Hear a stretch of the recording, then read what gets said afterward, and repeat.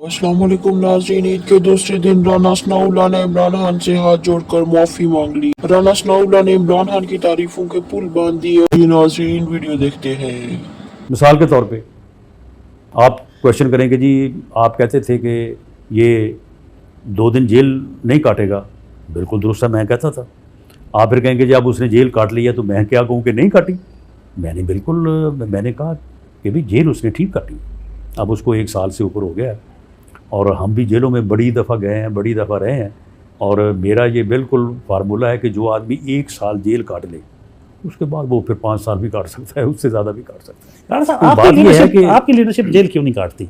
वो काटी है, लेकिन वो फिर भी डील करके कहीं ना कहीं किसी न किसी शक्ल में चले जाते हैं। भाई सियासत है ना, ये दीवार से टक्कर मार के जो है वो सर 2 टुकड़े करने वाला काम तो नहीं है ना। आपके ख्याल में अगर इमरान खान पॉलिटिकल डिसीजन ले तो क्या उसे फौज के साथ डील कर लेनी चाहिए?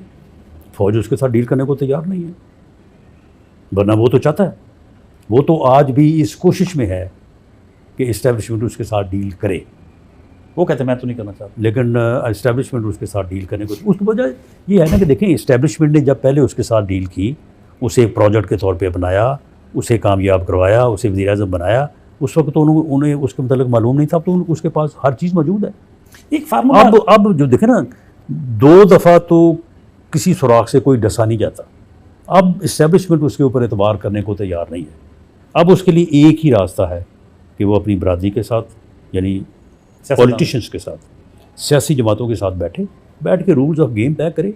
और तय करने के बाद देखें, अगर जब वो बैठेगा ना पॉलिटिशियंस के साथ, पॉलिटिकल पार्टी, कोई ना कोई हल निकल आएगा। अब देखिए कितनी टेंशन थी कि हमने उसके ख़िलाफ़ अदम एतमाद किया, उसने हमें अमेरिका का एजेंट करार दे दिया और कहा कि जी इन्होंने मेरी हुकूमत ख़त्म की है।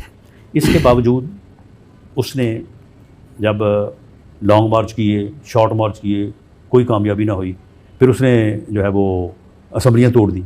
उसने कहा इलेक्शन करवाएं। हमने कहा कि नहीं, हमने इस तरह से इलेक्शन नहीं करवाने।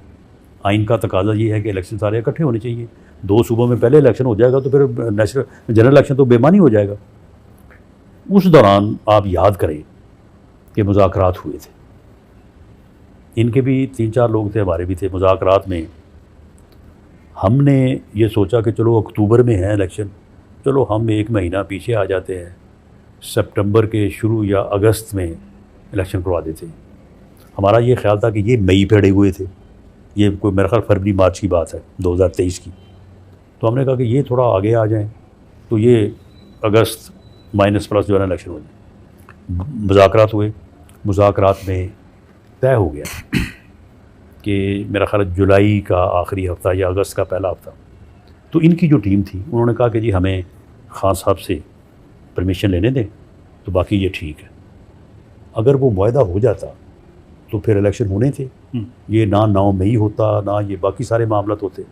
वो जब खान साहब के उन्होंने कहा no compromise, no dialogue, no agreement. Rana साहब, जेल ने क्या इमरान खान को कुछ सिखाया? अब देखिए रियलाइजेशन तो हो रही है। एक वक्त में वो महमूद अचकज़ई की नकलें उतारते थे, एक वक्त में मौलाना फजलुर रहमान को कहते थे कि ये मौलाना है ही नहीं, इनको मौलाना कहना गुनाह है। इधर वो अब जेल जाने के बाद अभी वो महमूद अचकज़ई को अपना रेजिडेंशियल कैंडिडेट बनाया। मौलाना फजलुर रहमान के दरवाजे पे हर वक्त उनकी जमात के लीडर नज़र आते हैं।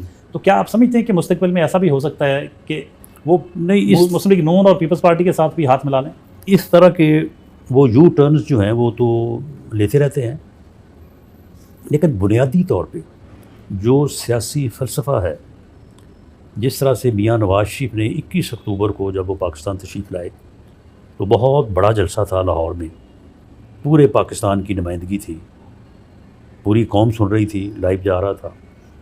तो उन्होंने कहा कि मेरा 40 साला सियासी ज़िंदगी का निचोड़ है कि मुल्क जिस सूरत हाल में इस वक्त आन पहुंचा है, सबको, सबसे मुराद political parties plus judiciary plus establishment, सबको सर जोड़ के बैठना चाहिए और मुल्क को इस दलदल से निकालना चाहिए। अब भी सूरत हाल यही है, हम कोशिश कर रहे हैं, इस्टेब्लिशमेंट हमारे साथ सेम पेज पे है, जुडिशरी भी आपको थोड़ा बेहतर हो गई है, सेम पेज पे आ रही, सेम पेज पे आ जाना चाहिए मेरा ख्याल है। جوڈیشری جو کو صحیح پیج پہ ہونا چاہیے. جو پیج کو پھاڑنے کے درپے تھے ان سے کوئی تھوڑا جو ہے وہ بچت ہو گئی ہے. تو اس میں کوئی 26ویں آئینی ترمیم کا رول ہے؟ بالکل رول ہے، بالکل رول ہے. اور کیا اسی لیے لائے تھے آپ؟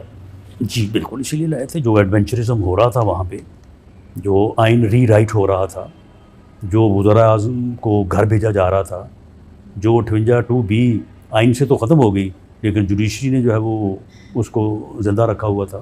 تو وہ ساری چیزیں جو ہیں وہ 26ویں ترمیم میں پارلیمنٹ کی بالادستی کو انشور کیا گیا ہے. تو یہ سیم پیج پہ اگر پولیٹیکل پارٹیز بھی آ جائیں ساری، تو میرا خیال ہے کہ یہ سفر جو ہم کہتے ہیں کہ جی کم از کم 2-3 سال لگیں گے، یہ خدا کی قسم 6 ماہ میں پی ٹی آئی کے بغیر، پی ٹی آئی کے سوا سب تو سیم پیج پہ ہیں، تو آپ کیوں ضروری سمجھتے ہیں کہ وہ اس کے بغیر گزارا نہیں؟ نہیں سارے نہیں ہیں، سارے نہیں ہیں. ان کو لے لیں مولانا فضل الرحمان، تو وہ بھی گلہ کرتے ہیں کہ ہمیں، وہ بھی ان کا بھی گلہ ہے. پھر بلوچستان کے جو نیشنلسٹ ہیں وہ بھی ہیں. تو بہرحال اس میں اگر بڑی پارٹیز آ جائیں تو پھر ان کا بھی آنا آسان ہو جائے گا. تو پولیٹیکل پارٹیز اور پولیٹیشنز میں جو ہے وہ سر جوڑ کے بیٹھنے کی ضرورت تو ہے. یہ کیا وہ جو پولیٹیکل پارٹیز یا بلوچستان کی پارٹیز، ان کو آپ کیوں نہیں انگیج کرتے پھر؟ جی ان کو انگیج بالکل کیا ہے، لیکن وہاں کے مسائل ہیں. وہاں پہ دیکھیں لوگوں کو بسوں سے اتار کے جو ہے وہ شناختی کارڈ چیک کر کے جو ہے وہ قتل کیا گیا. مزدوروں کو جو ہے وہ ان کی جھونپڑیوں سے نکال کے ان کو قتل کیا گیا. اب ان کے خلاف جب ایکشن ہوتا ہے تو پھر وہ کہتے ہیں نا گندم کے ساتھ جو ہے نا وہ گھن بھی پس جاتا ہے. اور وہ جب ایسا ہوتا ہے تو پھر مسنگ پرسن کا مسئلہ آ جاتا ہے، لوگوں کے خلاف جو آپریشنز ہیں ان کا مسئلہ آ جاتا ہے. اس میں فورسز کا اپنا موقف ہوتا ہے، وہاں کے لوگوں کا اپنا موقف ہے. یہ سارے مسائل جو ہیں یہ ان کو بیٹھ کے طے کرنے کی ضرورت ہے، اور یہ قومی سطح پہ کنسنسس ہونا چاہیے. بلوچستان کو اس سٹیج پہ لانے کا ذمہ دار کون ہے؟ دیکھیں جی بلوچستان کو اس سٹیج پہ لانے کا ذمہ دار جو ہے وہ کسی ایک فرد یا ادارے کو آپ نہیں کہہ سکتے. اس میں مختلف ادوار میں مختلف اقدامات ہوئے ہیں، اور لیکن وہاں زیادہ عمل دخل تو اسٹیبلشمنٹ کا ہی رہا، اثر رسوخ بھی انہیں کا رہا، فیصلے بھی وہی کرتے رہے. نہیں دیکھیں اسٹیبلشمنٹ کا عمل دخل تو آ جاتا ہے نا پھر جب آپ کی پولیس جو ہے وہ ناکام ہو جائے. اب کراچی میں آپ کی پولیس ناکام ہوئی تو پھر رینجرز آ گئے. پی ٹی آئی کے سوا سب تو سیم پیج پہ ہیں، تو آپ کیوں ضروری سمجھتے ہیں کہ وہ اس کے بغیر گزارا نہیں؟ نہیں سارے نہیں ہیں، سارے نہیں ہیں. ان کو لے لیں مولانا فضل الرحمان، تو وہ بھی گلہ کرتے ہیں کہ ہمیں، وہ بھی ان کا بھی گلہ ہے. پھر بلوچستان کے جو نیشنلسٹ ہیں وہ بھی ہیں. تو جی تو ناظرین یہ تھی آج کی ویڈیو کے بارے میں ضرور بتائیے گا. میرا چینل بھی سبسکرائب کیجئے گا. اللہ حافظ.